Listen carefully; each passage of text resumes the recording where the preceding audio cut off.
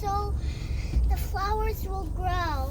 Oh, really? That's great, isn't it? It's cool.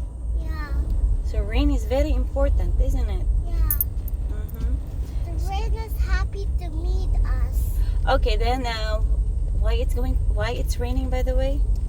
because it needs to make the flowers grow. Okay. How it starts raining? Tell me.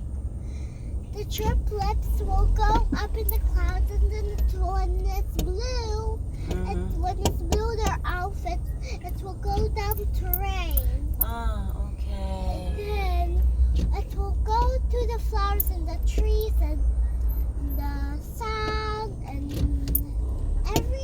and the park and the ocean, the swimming pool, and the balcony, my house, and everything.